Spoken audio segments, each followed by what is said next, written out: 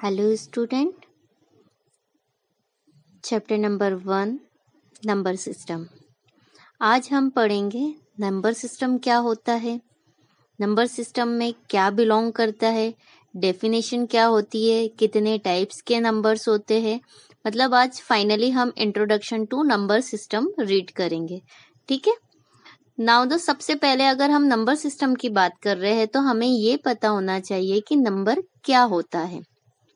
मतलब हम सबसे पहले नंबर्स की डेफिनेशन पढ़ेंगे और नंबर में कौन कौन से नंबर्स बिलोंग करते हैं। देखिए, arithmetical value representing a particular quantity. The various types of number are natural numbers, whole numbers, integers, rational numbers, irrational numbers, real number etcetera. मतलब हम नंबर्स का कौन कौन सा फॉर्म रीड करेंगे जो कि नेचुरल नंबर को बिलोंग करता है, होल नंबर्स क्या होते हैं, इंटीजर्स क्या होते हैं, फाइनली रेशनल नंबर क्या होते हैं, इरेशनल नंबर क्या होते हैं, रियल नंबर क्या होते हैं, हम उसके बारे में रीड करेंगे। अब हम उसके बाद हम देखेंगे नेचुरल नंबर क्या होता है। नेचुरल नंबर को हम किससे डिनोट करते हैं? कैपिटल एन से, right. Number which start from 1। मतलब नेचुरल नंबर कहाँ से स्टार्ट होता है? 1 से स्टार्ट होता है। मतलब numbers which start from 1 are known as natural numbers. मतलब जो नंबर्स 1 से स्टार्ट होते हैं वो नेचुरल नंबर्स कहलाते हैं। And the collection of all natural numbers is denoted by capital N. मतलब नेचुरल नंबर को हम किससे डिनोट करते हैं? कैपिटल एन से। और एन की वैल्यूज कहाँ से स्टार्ट हो रही है? देखिए 1 से। मतलब 1 2 3 4। अब 4 के बाद उन्होंने लिखा कुछ भी नहीं है, लेकिन आपको क्या दिखाई दे रहा है? Dash dash dash. मतलब नेचुरल वैल्यूज कहाँ तक जा रही है हमें नहीं पता। मतलब कहाँ तक जा रही है? इनफाइनाइट तक। मतलब इसका स्टार्टिंग पॉइंट आपको पता होता है कि 1 है, लेकिन एंडिंग पॉइंट आपको पता नहीं है नेचुरल नंबर का कि क्या होगा, राइट। मतलब नेचुरल नंबर की स्टार्टिंग 1 से होती है, सारे नंबर्स नेचुरल नंबर होते हैं और इसको हम कैपिटल एन से डिनोट करते हैं। Now the second definition is whole numbers. Whole numbers की डेफिनेशन क्या होती है? Number which start from 0 are known as whole numbers. मतलब नंबर की स्टार्टिंग कहाँ से होती है? होल नंबर की 0 से होती है। And the collection of whole numbers is denoted by W। Whole number को हम किससे डिनोट करेंगे? W से। इट मीन्स कि वे नंबर्स जो 0 से स्टार्ट होते हैं और नेचुरल नंबर सारे बिलोंग करते हैं वो होल नंबर। देखिए, नेचुरल नंबर कहाँ से स्टार्ट हो रहा है? 1 से। अब 1 के पहले क्या आता है? 0 से। मतलब जो डिजिट हम 0 से स्टार्ट करेंगे वो सारे क्या हो जाएंगे? Whole numbers. मतलब होल नंबर्स में नेचुरल नंबर तो आएंगे ही सही, साथ में और क्या आ जाएगा? 0 भी इंक्लूड हो जाएगा। मतलब अब अगर W की वैल्यू हम देखें तो कहाँ से हो जाएगी? 0 1 2 3। कहाँ तक? एज यूजुअल इनफाइनाइट तक, राइट। मतलब जब हमारे पास सीरीज में 0 से अगर कोई टर्म आएगी तो वो होल नंबर्स रहेगी। Clear? Now the next definition is integer. अब इंटीजर क्या होते हैं? सबसे पहले मैं ये बताना चाहती हूँ कि इंटीजर को हम किससे डिनोट करते हैं? कैपिटल Z से। The collection of all whole numbers. मतलब कलेक्शन ऑफ होल नंबर्स। किसका कलेक्शन? अब कलेक्शन बोल रहे तो डेफिनेटली किसी 2 या 3 चीजों का कलेक्शन होगा। मतलब natural numbers plus 0 and negative numbers of natural number. मतलब नेचुरल नंबर तो है ही, साथ में 0 भी, मतलब सारे होल नंबर भी आ गए। साथ में इसमें जितने भी हमारे नेचुरल नंबर रहेंगे, अभी तो प्लस में थे, अगर उनकी माइनस की भी अगर हम वैल्यू देख ले तो वो सारे नंबर्स हमारे क्या हो जाएंगे? इंटीजर। मतलब इंटीजर में हमारे पास प्लस में वैल्यू के साथ साथ काई में आते हैं, माइनस में भी आते हैं, और it is denoted by capital Z। मतलब हम इसे किससे डिनोट करते हैं? कैपिटल Z से डिनोट करते हैं। मतलब z इक्वल्स टू कितना हो जाएगा, -3, -2, -1, 0, 1, 2, 3। लेकिन आपको स्क्रीन पे क्या दिख रहा है कि -3 से +3 तक है, लेकिन अगर आप ध्यान से देखो तो -3 के पहले भी डैश डैश डैश डैश दिया है और +3 के बाद में भी डैश डैश, मतलब स्टार्टिंग पॉइंट भी इधर इनफाइनाइट तक जा रहा है और एंडिंग पॉइंट भी कहाँ तक जा रहा है, इनफाइनाइट तक। इट मीन्स इसके सारे नंबर्स कैसे रहेंगे, पॉजिटिव और नेगेटिव दोनों, ठीक है। Next definition is rational number. Rational number है और number r is called a rational number. Rational number को यहाँ किससे डिनोट कर रहे हैं, आर से। लेकिन अगर हम देखें कि रेशनल नंबर को हम किस वे में लिखते हैं, उसका राइटिंग स्किल क्या होता है, मतलब it can be written in form of p by q. मतलब पी बाई क्यू के फॉर्म में लिखते हैं, जिसमें पी एंड क्यू क्या है, इंटीजर्स है, मतलब डेफिनेटली कोई ना कोई वैल्यू होगी। अब इंटीजर मतलब या तो प्लस में भी वैल्यू हो सकती है या माइनस में भी हो सकती है, right. But condition q is not equal to 0, मतलब जो डिवाइड में टर्म होती है वो कभी भी 0 नहीं हो सकती है, clear. And the collection of rational number is denoted by capital Q. मतलब हम पूरे रेशनल नंबर को किससे डिनोट करेंगे, कैपिटल क्यू से, राइट। अब एग्जाम्पल पे तौर पे अगर हम देखें कि रेशनल नंबर क्या हो सकते हैं, जैसे स्क्रीन पे आपको दिख रहा है 1/2, 3/5 एक्सेट्रा। लेकिन अगर हम और भी बोल सकते हैं -3/5, 2/-7, 7/30, 4/5, मतलब ये सारे क्या है, रेशनल नंबर है, clear. Now the next definition is irrational number, clear. Any number that can not be express in the form of p by q. मतलब ये इरेशनल, रेशनल तो पी बाई क्यू में होता है, लेकिन इरेशनल पी बाई क्यू में कभी नहीं होता है, जहां पे पी एंड क्यू इंटीजर हो और क्यू नॉट इक्वल्स टू 0 हो, ऐसा कभी नहीं हो सकता है। क्योंकि इरेशनल नंबर्स कैसे होते हैं, इस तरीके के होते हैं जैसा कि आपको एग्जाम्पल में दिया है, √2, ये एक साइन है, √2, राइट, कोमा, या फिर हो सकता है 1.0100024563। अब आप सोच रहे हैं कि अगर हम डेसिमल हटाए तो नीचे डेफिनेटली 0 लगेंगे, राइट, वो पी बाई क्यू के फॉर्म में हो जाएगा। लेकिन आप डेसिमल कब हटा सकते हो, जब आपके पास पर्टिकुलर एक फिक्स नंबर हो। अब आप यहाँ स्क्रीन पे देख रहे होंगे कि जो 1.0100 है, इसका एंडिंग पॉइंट आपको दिखाई दे रहा है क्या, नहीं दिखाई दे रहा है। तो जब तक आपको उस पर्टिकुलर फिक्स नंबर का एंडिंग पॉइंट नहीं दिखाई देगा, तब तक हम डिवाइड में 0 कैसे लगाएंगे, बिना काउंटिंग के आप 0 नहीं लगा सकते। It means irrational number P by q के फॉर्म में नहीं होता है, वो तो √2 हो सकता है, या डेसिमल में वो वाली वैल्यूज होती है जिसका एंडिंग पॉइंट नहीं होता है, या फिर ई होता है, या फिर पाई होता है, ठीक है। Now the next definition is equivalent rational number. अब आप देख रहे हैं कि जो हेडिंग है पीछे के बैक साइड में क्या दे के रखा है, रेशनल नंबर, राइट। तो ये डेफिनेटली रेशनल नंबर को तो बिलोंग करेगी, मतलब इसका जो पार्ट है वो पी बाई क्यू के फॉर्म में तो रहेगा।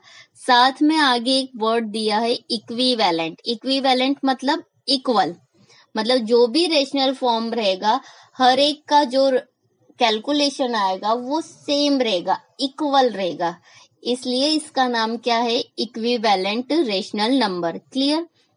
The rational number whose numerator and denominator both are equal, मतलब दोनों की दोनों कैसे रहेंगे, इक्वल रहेंगे, and they are reducible to equal. अब मैं एग्जाम्पल आपको बताती हूँ। फर्स्ट डिजिट आपको लिखी है 1/2, राइट।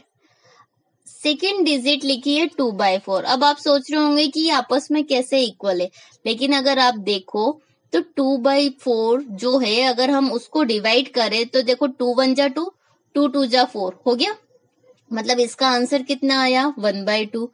नेक्स्ट नंबर दिया है 10/20, क्लियर। अब 10/20 दिया है तो 10/20 को अगर हम कैलकुलेशन करेंगे तो कितना आएगा, 0 से 0 कैंसिल हुआ, कितना आया, 1/2 आया, इट मीन्स 1/2 क्या है आपका रेशनल नंबर है। मतलब पहली डिजिट 1/2, सेकेंड डिजिट 1/2, थर्ड को कैलकुलेट करा वो भी 1/2। एज इट इज 25/50, तो 25 बन जा 25 एंड डिवाइड में 25 2 जा 50, मतलब ये भी 1/2 आ गया। सेम एज इट इज 47 को भी हम डिवाइड करेंगे 94 से, तो 1/2 का ही रेशो आएगा। मतलब हर एक रेशनल नंबर का यहाँ पे क्या फॉर्मेट आ रहा है, 1/2 1/2 1/2। मतलब हम रिड्यूस करके उसको शॉर्ट फॉर्म में अगर कन्वर्ट करते हैं कैलकुलेट करके, तो हर एक का रेशनल नंबर कैसा आ रहा है, equal. It means this is called equivalent rational number. Clear? Now the next definition is real numbers, right. अब रियल नंबर क्या होते हैं? Any number which can be represented on the number line is real number. मतलब real number क्या होते हैं? ऐसे numbers जिसको हम स्केल, मतलब अगर हम पेंसिल से ड्रॉ करें एक लाइन को, तो लाइन पे हम डिनोट कर सकते हैं। जैसे आपने सपोज एक कॉपी पे लाइन ड्रॉ करी, लाइन में हम नॉर्मली क्या पॉइंट रहते हैं, 1 2 3। अब लाइन के 1 और 2 के बीच में भी क्या पॉइंट आ सकते हैं, 1/2 3/2 5/2 -1/2। मतलब हम ये सारे नंबर डिफाइन कर सकते हैं, राइट। मतलब इसमें कौन कौन इंक्लूड हो गया, जैसे 1 2 3 इंक्लूड हुआ है, इट मीन्स ये क्या है, नेचुरल नंबर है। 0 इंक्लूड हुआ है, मतलब होल नंबर है। मतलब और सारे नेचुरल नंबर क्या होते हैं, रेशनल नंबर होते हैं। कैसे? जैसे मैंने बोला है 2 क्या है, नेचुरल नंबर है। अब मैं 2 को 2/1 भी तो बोल सकती हूँ ना, क्या दिक्कत है? 2/1 बोला तो 2/1 क्या हो गया, रेशनल नंबर। क्लियर? 2/1 भी लिखा तो वो भी मीनिंग, मतलब हर एक नेचुरल नंबर मेरे पास क्या होता है, रेशनल नंबर। मतलब अगर हम नंबर लाइन पे 1/2 भी डिफाइन करें तो हमारे पास डेफिनेटली वैल्यूज आएगी, हम डिफाइन कर सकते नंबर लाइन पे। मतलब इट इंक्लूड बोथ रेशनल और irrational number and the every point on the number line represent a unique real number। मतलब डेफिनेटली हर एक पॉइंट को हम नंबर लाइन पे डिफाइन कर सकते हैं। क्लियर? मतलब हर एक नंबर, मतलब जिसमें रेशनल भी हो और इरेशनल नंबर भी हो। Clear? Now the next definition is identities for irrational numbers. Clear? देखो, अरिथमेटिक ऑपरेशंस बिटवीन, मतलब हम ऑपरेशंस की बात कर रहे हैं कि आइडेंटिटी इरेशनल नंबर्स में क्या होती है। Now the first point is, जब हम रेशनल नंबर का मल्टीप्लाई इरेशनल नंबर के साथ करते तो हमारा आंसर क्या आएगा? कभी सोचा है आपने? इट मीन्स कि जब rational and irrational will give an irrational number, मतलब जब हम रेशनल और इरेशनल नंबर का मल्टीप्लाई करेंगे तो हमारा आंसर रहेगा इरेशनल नंबर। कैसे? स्क्रीन पे आपको एग्जाम्पल में फर्स्ट वाला पार्ट दिख रहा है कि 2 क्या है, रेशनल नंबर है क्योंकि वो 2/1 होता है। क्लियर? उसका इंटू हम कर रहे √3 के साथ। क्लियर? जो कि इरेशनल नंबर है। क्लियर?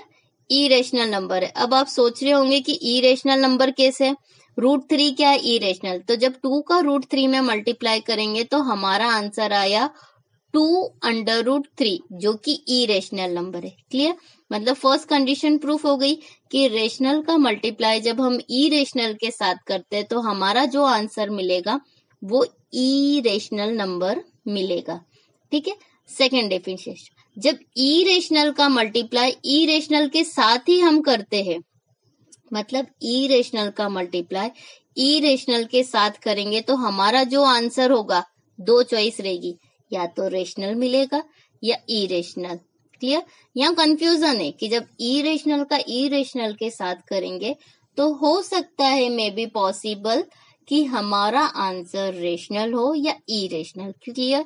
एक एग्जाम्पल से बताती हूँ, जस्ट उसके नीचे देके रखा है √3 इंटू √3। क्लियर? मतलब √3 क्या है, इरेशनल नंबर है। √3 ये भी इरेशनल नंबर है। जब √3 का √3 में मल्टीप्लाई करते हैं तो हमारा आंसर यहाँ दिख रहा है 3। क्लियर?